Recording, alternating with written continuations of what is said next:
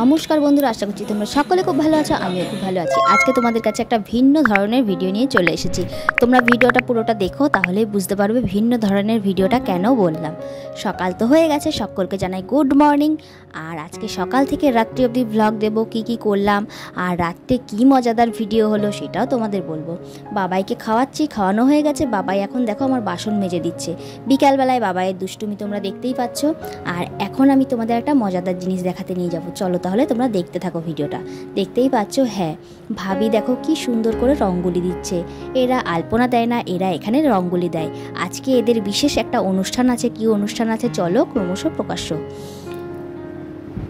এত সুন্দর করে ময়ূরটা করেছে বন্ধুরা। আর কোথার থেকে বৃষ্টি আসলো, বৃষ্টি হচ্ছে, তখন এখানে ত্রিপল দিয়ে ঢেকে দেওয়া হয়েছে। যাই হোক, রঙ্গোলিটা দেওয়া হয়েছে, বাবাই আর আমি বসে বসে দেখছি। আর এইদিকে দেখো তুলসী মণ্ডপটা কি সুন্দর করে সাজিয়ে দিয়েছে। দেখতেই পাচ্ছ, এটা আর একটা ভাবি এইভাবেই তুলসী মঞ্চ সাজাচ্ছে।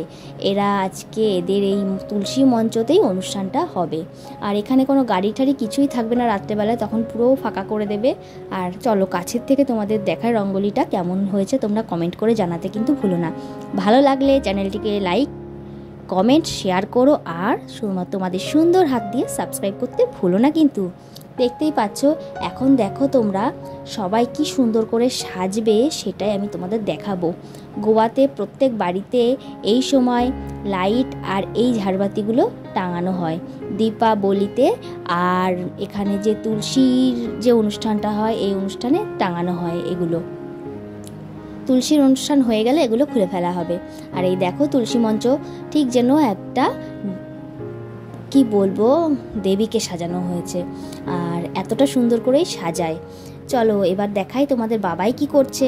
এই দেখো তোমাদের বাবাই কি করছে, ও দুষ্টুমি করছে। আর একটু পরে এখানে অনুষ্ঠান শুরু হবে। অনুষ্ঠানে আমি আর কাপড় ঠাপড় পরলাম না, নাইটি পরেই চলে আসলাম। ঘরের পাশেই আমরা যে বাড়িতে থাকি সেই বাড়ির ঘর মালিকদের বাড়ির পুজো। দেখতেই পাচ্ছ সবাই কি সুন্দর সুন্দর করে সেজেছে। সব ভাবি আই প্রত্যেকেই সেজেছে খুব সুন্দর করে। কেন জানো তো, আজকে কিন্তু হবে তুলসীর বিয়ে। হ্যাঁ বন্ধুরা, তুলসীর বিয়ে হবে।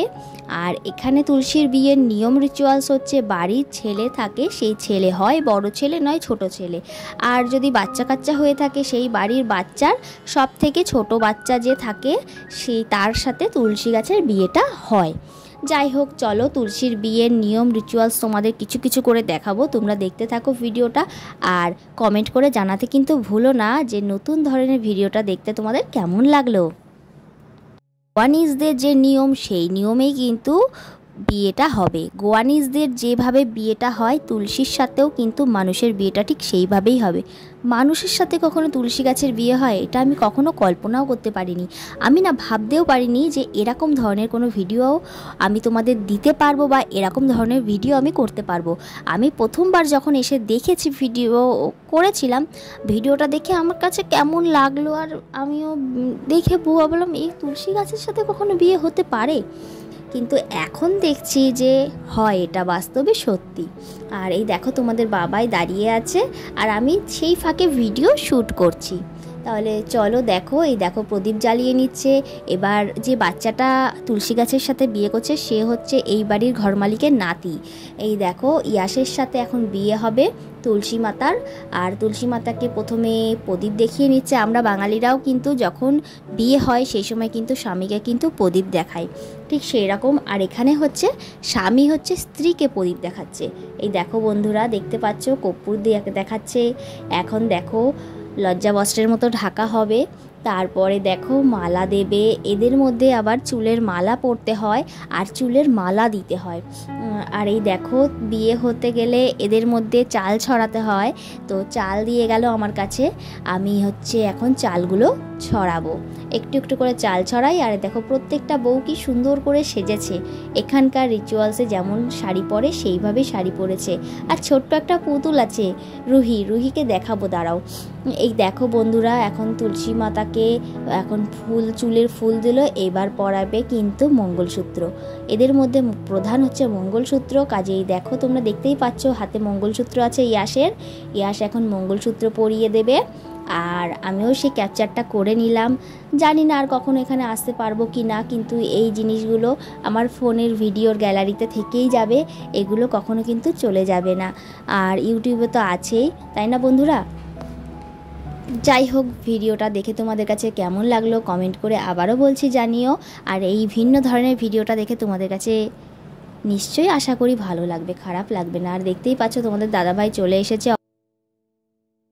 বাবাইকে নিয়ে সামনে ভিডিও করতে আমার খুবই কষ্ট হয়ে গেছে। এখন তোমাদের দাদাভাই যেহেতু চলে এসেছে, তোমাদের দাদাভাই বাবাইকে সামলে নিক, আমি ততক্ষণে ভালো করে ভিডিওটা শ্যুট করে নিই।